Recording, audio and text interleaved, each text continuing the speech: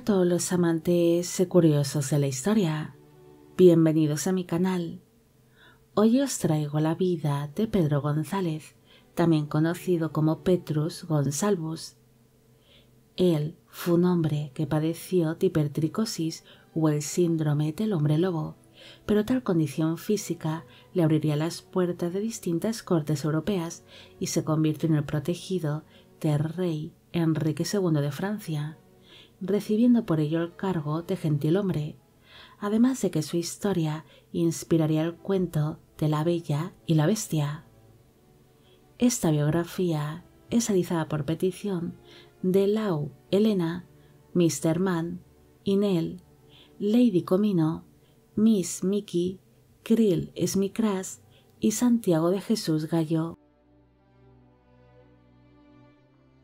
Pedro González nació alrededor del año 1537 en la isla de Tenerife, en las Islas Canarias, en España.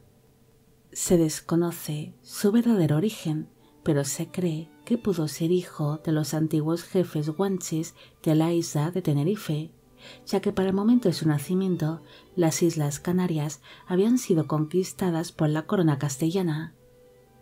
No se sabe cómo fueron sus primeros años de vida, aunque una de las teorías dice que pudo ser abandonado ante su apariencia física, debido a que tenía toda la piel cubierta de pelo, padeciendo de hipertricosis, es decir, del síndrome del hombre lobo, aunque otra teoría sugiere que pudo haber quedado huérfano durante su más tierna infancia.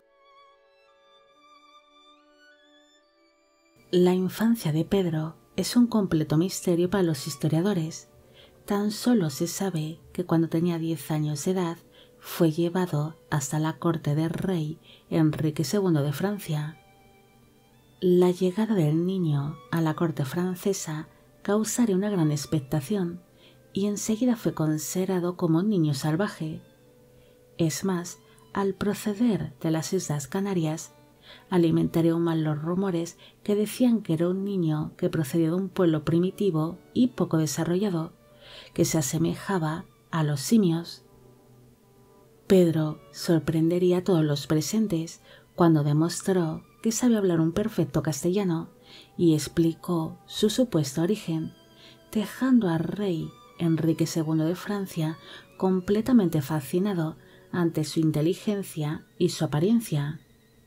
El monarca francés decidió convertir a aquel niño en su protegido, entregándole una buena educación basada en latín, astronomía, matemáticas, arte, música, literatura, modales y humanidades, además de que le entregó un puesto dentro de la corte francesa, convirtiéndose en uno de los sirvientes del rey. Pedro enseguida se ganó una buena fama dentro de la corte francesa, siendo conocido por ser un joven inteligente, culto y de excelentes modales.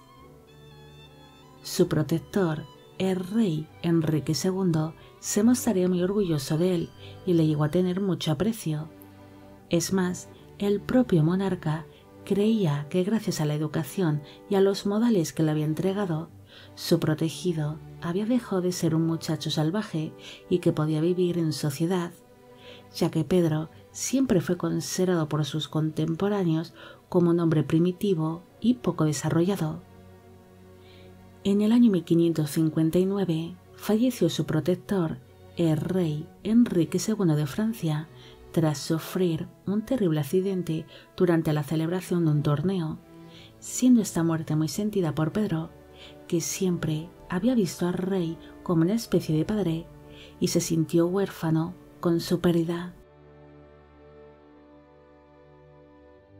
Tras la muerte del rey Enrique II de Francia, Pedro abandonó temporalmente la corte francesa en busca de ayuda médica y se instaló por un tiempo en la corte que poseía la duquesa Margarita de Parma como gobernadora de los Países Bajos españoles.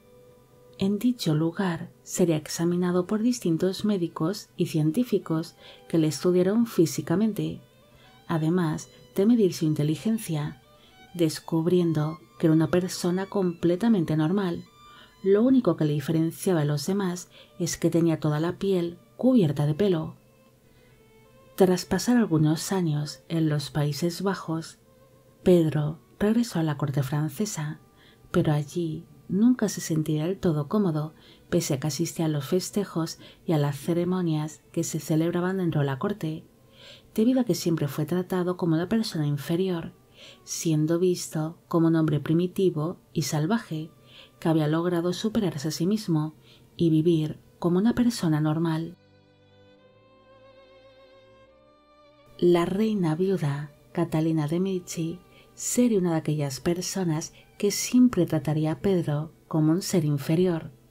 Es más, de ella partió la idea de casar al supuesto hombre salvaje con alguna de sus damas de compañía, mostrando mucha curiosidad por saber cuáles eran sus instintos y si podrían hacer algún hijo de esta unión. Como Pedro era visto como un hombre primitivo y salvaje, la reina decidió casarle con una de sus damas más bellas, una joven llamada Catherine Raffelin, pensando que la belleza y los encantos de aquella jovencita podría ayudar a que Pedro se sintiese atraído hacia ella y que se entregase por completo a concebir hijos. Aquel casamiento se celebró en el año 1573, cuando él tenía unos 36 años de edad, aunque en un principio su matrimonio sería infeliz y tardaría en ser consumado, debido a que a Catherine le desagradaba mucho la apariencia de su marido. Según iban pasando los meses, el matrimonio empezó a compartir más tiempo juntos y Catherine iría conociendo mejor a su esposo, descubriendo que bajo aquella apariencia salvaje se encontraba un hombre inteligente, respetuoso, culto y sensible. Así que la pareja se iría enamorando poco a poco y finalmente su matrimonio acabaría siendo consumado, llegando a tener en común hasta 7 hijos. Aquel matrimonio pronto se convirtió en una verdadera atracción dentro de la corte francesa, especialmente tras el nacimiento de 4 de sus hijos, los cuales también padecieron de hipertricosis. Pese a haber logrado tener un matrimonio feliz y formar una bonita familia junto a su esposa, Pedro no se sentía cómodo en Francia, donde siempre se sintió como una bestia. Es más, el rey Enrique III de Francia les entregaría una casita en los bosques de Fontainebleau, pensando que la familia se encontraría más a gusto viviendo en un entorno natural y salvaje. Finalmente, el matrimonio decidió abandonar Francia y junto a sus hijos viajaron por distintos puntos de Europa, donde la familia despertaría una gran expectación y captaba la atención de todos. La familia González se instaló temporalmente en la corte de los duques de Baviera, donde se encargaron los retratos de Pedro y de algunos de sus hijos que sufrían su mismo síndrome. Después visitarían la ciudad austriaca de Innsbruck, donde fueron acogidos en la corte del conde Fernando II del Tirol, el cual era conocido por poseer una interesante colección de arte y de objetos extraños. Así que Pedro decidió regalarle algunos de los retratos de la familia González para agradecerle el buen trato que tuvo el conde hacia la familia. Durante su estancia en tierras austriacas, él despertaría la curiosidad del emperador Rodolfo II del Sacro Imperio Romano Germánico, el cual pagaría una buena suma de dinero por conseguir un mechón de pelo tanto de Pedro como de alguno de sus hijos para que formasen parte de su colección, ya que dicho emperador también era conocido por ser un gran coleccionista de arte y de objetos extraños.